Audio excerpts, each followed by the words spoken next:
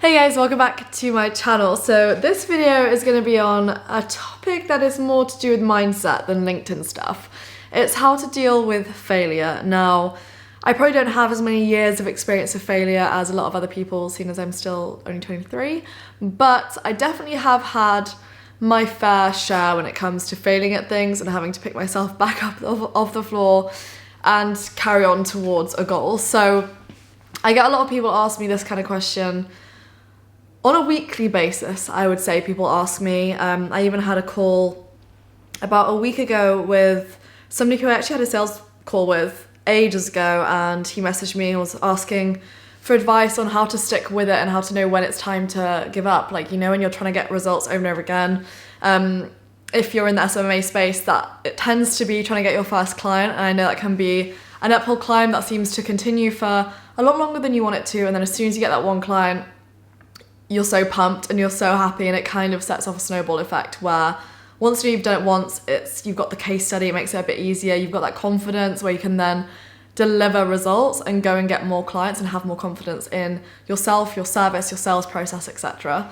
So in terms of failure, there are a few stages of failure, and I think the first stage is probably the emotional side of things. So I know a lot of the time when you fail, or a lot of people avoid trying to fail at all, so they never push themselves outside the comfort zone, they never fail, and then they're terrified of actually progressing because they know failure is an element of risk in there and that they've never had to do it before, so they're terrified of even pushing themselves to do that one thing that they're scared of in case failure comes at the other side. Now, with failure, whenever I failed at something, the first thing I feel is the emotional response of things. So it's either anxiety, sadness, frustration. It could even be, I don't really get angry as a person. I tend to just get sad instead of angry. So like more so for me, like sadness, anxiety, frustration, and then self-doubt. So like thinking, am I really cut out for this? Like I can't take another hit. Like this has failed so many times. How long do I keep on trying? Like I'm doing the same thing over and over and over again. Nothing seems to work and I'm not getting a result. And all these people around me are having great results. Because you've got to remember one thing, which really helped me the most, is that when, for example, I used to have my agency. I've just started it again recently, but when I used to have it, I was seeing everybody around me in the SMA space, and obviously you hear about all the results. Like you don't hear people complaining about how they've been trying it for year to year and they still don't have their first client, or you don't hear about the clients that people lose and the ways that they mess it up. You just hear like, oh, this is a new client I closed, oh, I made this much money, this much money. You hear all the success, which is awesome, but it also, you need to remember that a lot of people are struggling, and those people that are sharing those results, it could have come to them easily. They could have got their first client in the first couple of weeks of starting, but they might have been through months and months of struggle that they've not documented before that, which has now led them to be able to share these amazing results. So remember that you're not the only person who is struggling. You're not the only person that's ever failed. And I think failure is definitely something that you have to go through and grow from to have success, because it's a pendulum. You've got two sides to everything, and you need to have an element of the bad side, I guess, to experience the good. Like you have the sacrifice to then reap the reward, and it's the same with success and failure. I think after the emotional side, it's how you deal with the emotions as to whether your outcome is positive or negative. So for example, if I was, let's see, in terms of my agency, say I was sending out 50 messages to connections on LinkedIn. I'm sending out 50 messages a day, and for the first week I get 1 or 2 responses of people being negative or telling me that they're not interested, telling me to go away, telling me it's not the right time for them, or just blatantly ignoring me or removing me as a connection. Say I feel like I've been banging my head against a wall for a week trying to do this thing, it's just not working out for me. I can either take that feedback, take that data point and say, LinkedIn doesn't work. It doesn't work. I sent out all these messages. I don't have any clients to show for it. I've not made any money. I should just stop doing this and give up. I can go that way. Or I can say, on the other hand, there's a lot of people out there who are using LinkedIn and they're getting responses and they're generating meetings and they're getting clients and they're making loads of money from it. So we're both on the same platform. I don't have a different version of LinkedIn to that person. They don't have some sort of special advantage. It's an equal playing field when it comes to the actual system and the software that you're using. but how is this person using it differently to me, and how can I change my strategy and my plan of action to get good results like they do? So if I got it from that side, I could say, okay, I've sent out these messages. If I'm only getting a couple of responses, and maybe there's two things that could be going wrong. I could be reaching out to the wrong type of person, or I could be reaching out to that type of person with the wrong message, so it doesn't resonate with them.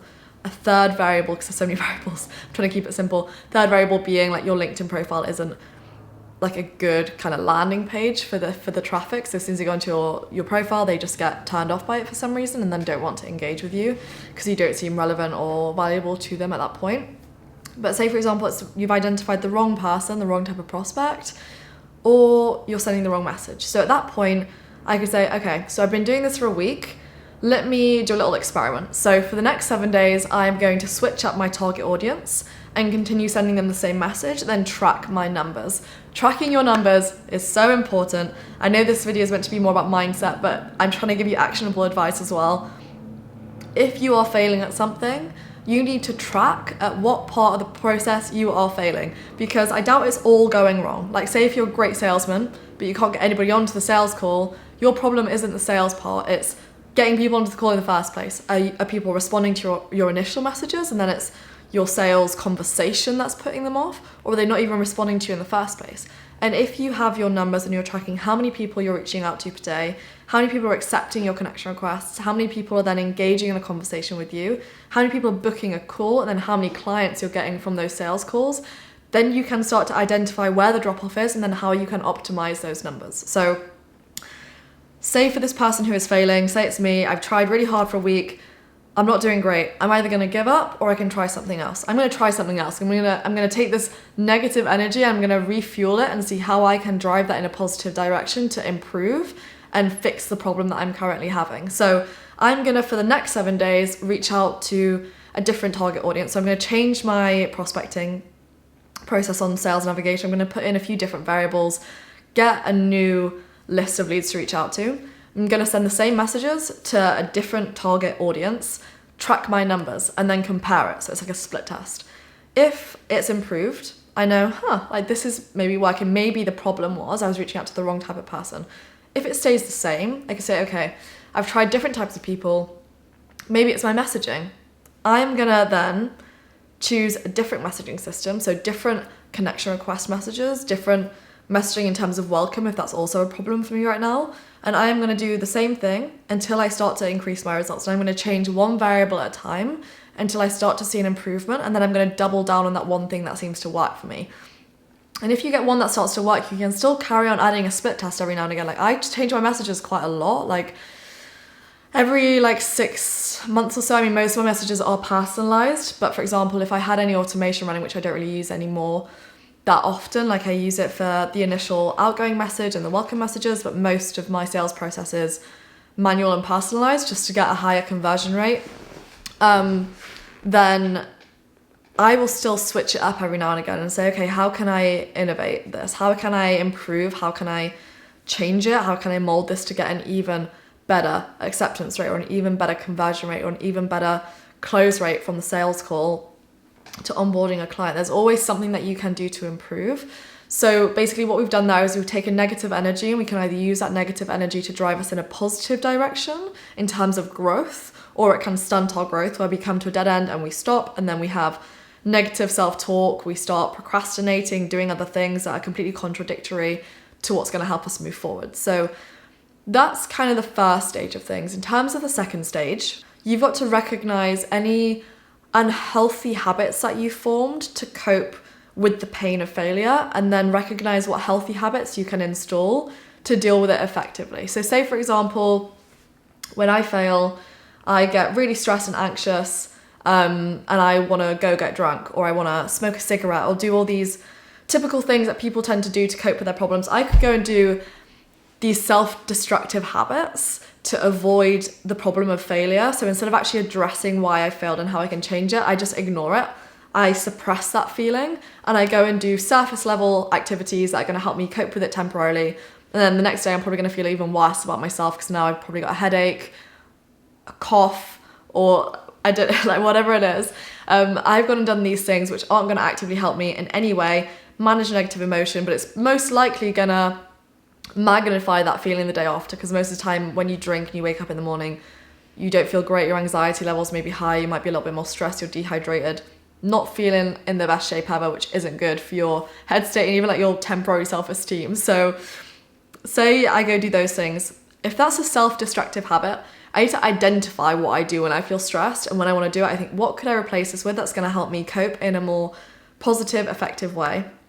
I could say, you know what, hanging out with my friends makes me feel better. Going on a long, like I love walking. I've really got into walking recently. I love going on a long walk and just listening to music and just zoning out. Like just not thinking about anything, putting my phone on flight mode and just going and being with myself and just escaping like from the stress for a little bit and allowing yourself to feel that emotion, saying like, yeah, I feel a bit like not great today. Like I feel like I failed. It's not good. Like allow yourself to feel. You don't have to just pretend it doesn't exist, because that's just suppression. It's not going to help you in the long run. It is going to come back to bite you in the ass. Acknowledging those feelings, saying like, okay, this is what I'm feeling. What am I going to do now about it? What am I going to do? Let me go on a long walk. Let me go catch up with an old friend. Let me have a break. Let me just go watch some. It's okay to watch shit TV now and again, but like a lot of people are like, you have to watch like a podcast or listen to a podcast, watch something informative, otherwise it's a waste of time. Sometimes I like to watch mindless TV and just completely switch off from business, and it helps me. I like to watch Netflix a couple hours before bed instead of watching something informative. Like it's okay now and again to actually just relax and switch off, and if that helps you feel better, go and give yourself a little break. Be kind to yourself. Say, okay, this is how I'm feeling. I'm going to let myself feel a bit bad for a couple hours. I'm going to do something that I enjoy. It's going to make me feel better. Then I'm going to come back and I'm going to assess how I can change these results and this outcome moving forwards. So that's the next stage of the process. At this point, you need to also understand any sort of irrational beliefs that you have about failure, because I think failure is very much so associated with negative connotations. So a failure, I think, can be a really good thing. I think growth can stem from failure. I think without failing, you don't really develop as much as a person. So I don't think failure has to be negative, and a lot of emotions that come around failure, such as anxiety, stress, frustration, that's your body's natural response to just avoid things that are causing it stress. It wants to get rid of it. It wants to run away from it, which is how you get procrastination in a different form, because it's fight or flight response. Instead of you actually having to run away from your laptop because it's terrifying, you go and bake cookies or clean the kitchen 3 times than you ever cleaned it before, like go tidy your room, go and do like all these weird things that people do to procrastinate. It's just to avoid that feeling of failure and anxiety, and it's your body trying to stop you from doing that task that's going to put you outside that comfort zone.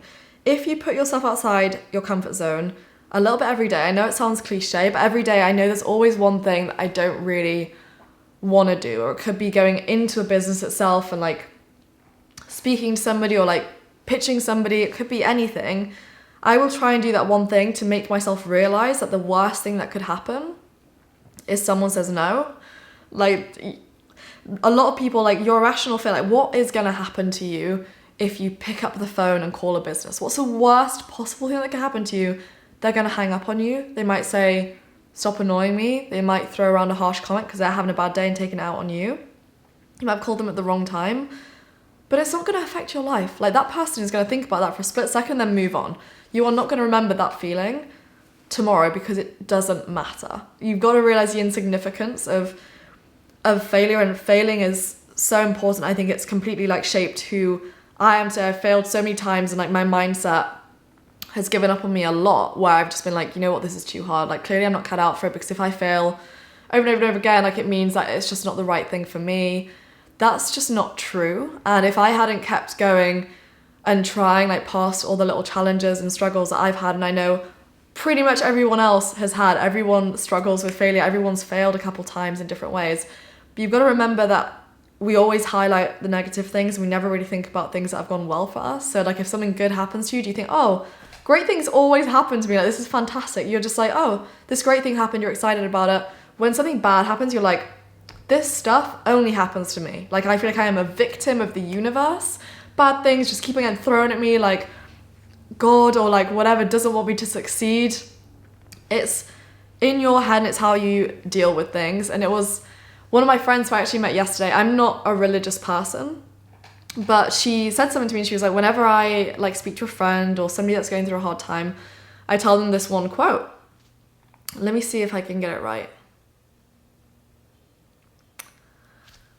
I think it is, God gives his toughest battles to his best soldiers.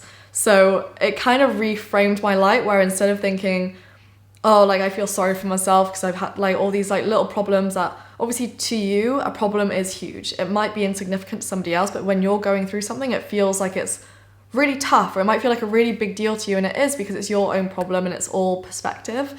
But instead of thinking, oh, I've had all these like awful things happen to me, like nothing's going well, other people around me seem to be succeeding, making more money than me, doing better than me, whatever it is that you're comparing yourself to, instead of seeing it in that light, could you not say, you know what, maybe these things are all happening for a reason. Like, I do believe that everything happens for a reason. I believe in karma, what goes around comes around. I truly think that it really helps with mindset to see failure or see a challenge as something that has been given to you to then grow as a person from it. So if you next have something that is terrifying, and say you put yourself out there and you fail and you're like, I put myself out my comfort zone, I thought this was going to go well, this is exactly why I didn't do it, because I've just gone and failed, now I feel really bad about myself. Why don't you see it as in like, you know what, this probably happened for a reason. This lesson that I've learned from this failure is going to mean that when I go and do this again, I'm going to succeed and I'm going to do really, really well and I'm going to hit my goals. So it's about reframing the perspective that you have on whether things are negative or positive. And most of the time you can shed some sort of positive light on something that may seem awful to you, but if you just put it from a different angle, it could bring you something good in the future. So that's the next part of this. And the final thing that I want to speak about is not overwhelming yourself. Like, I know with myself, I still kind of do a little bit. I used to give myself these huge to-do lists, which would be terrifying because I'd see them at the start of the day and think, how did I plan 22 hours of work when there's 24 hours in a day? So I've got 2 hours to sleep, eat, go to the gym, shower, get dressed, get ready, do all these other things, and I've somehow planned 22 hours worth of work, which is completely not going to happen. So I'm going to get to the end of the day, when I've done 6 hours of work, I'm going to be exhausted, I'm going to go to bed, I'm going to wake up tomorrow, and then my to-do list from this one day is going to take me 7 days. Why don't you just break it down in the first place? And I know so many people do this where they have, I mean, I'll show you like what I do in my to-do lists. I just write them all out in a notebook, and I just, on one side, so I'll have 3 things I'm grateful for, affirmations, I don't know if you can like see all this stuff, and then I'll have like a daily routine. So I wrote it in a different format that day, I don't know why. Normally I write it out in terms of times. So I have like all the different times I'm going to start every single task at, and it's literally broken down into 25-minute work blocks, which are Pomodoros. If you watch some of my other videos, I speak about Pomodoro in that. But I plan out all my days and I make sure that it's not overwhelming, that's manageable, but at the end of the day, I'm still going to feel good about what I've accomplished. So taking on an adequate amount of responsibility, not giving yourself too much that's scary, and putting the scariest task that you're scared of starting at the beginning of the day so that when you've done it, you get it over and done with. Like for me, filming. I am terrified of cameras and filming. I feel like I completely change as a person. And in real life, I'm so like, I'm very bubbly, I'm a little bit weird. On camera, maybe it's because I'm talking about LinkedIn and businessy stuff a lot of the time and like actionable information, it's hard to kind of have a joke with it. But I become much more serious, I think, in front of a camera than I am with my friends and everybody else who knows me. Like, I think I act a little bit differently. So I'm terrified of filming. And for example, today, what time is it? This is like a realistic, like I'm being so honest with you here. So it's 1:35 p.m. I should have done 2 other things by now, and I procrastinated so much because I'm scared of doing this. It's taken me like an hour to start my second video when they're like 10 minutes long. How long is this one? Oh, we're on 20. I've spoken for quite a long time. We're on 20 minutes right now because I just sit and then I just do random things. So I'll make like a cup of tea and then I'll be like, oh, it's too hot for me to drink it now. I have to like wait 10 minutes so I can drink it. Does it go cold by the time I finish the video? Or I will end up learning about a topic that's completely irrelevant to me. So I'll just learn about something to do with like science, something that isn't going to help me with LinkedIn at all, but I'll just do it so that I feel like I'm doing something and my time flies quicker. And then I'm like, you know what, Natasha, get your ass in that chair and click record. And then sometimes I just have to click it and I just sit there. I'm just like, okay, like I've just got to do this now. So I've gone on a little bit of a tangent, but basically I've covered most of the important points, I think, for how to deal with failure. It's all about how you, I guess, internalize it, how you see it from your point of view, and then how you can effectively deal and manage with it. And also not overwhelming yourself. Like, give yourself praise for all the things that go well in your life, not just punishing yourself for the things that you fail at. So I'm going to leave this quote down below as well, because I wrote it down. My friend told me, let me see if I got it right when I told you guys. But for not being a religious person, like, this actually really helped me. So God gives the best battle to his best soldiers. You guys are just soldiers. If you're having a hard time, if you've had some things thrown at you that are maybe stunting the growth of your business, it could be in your personal life, it could be in your business life, just remember that everything happens for a reason. All of these things that you're going through right now are going to shape who you are in the future, probably make you much stronger, much more well-equipped to deal with anything else that gets thrown at you, and you're just going to become a better person with more grit in your personality. So anyway, I hope you guys enjoyed this video. Please like the video and comment down below if you did, and subscribe to my channel if you like my content and you want to support me in trying to become more natural in front of the camera. And I will see you in the next one.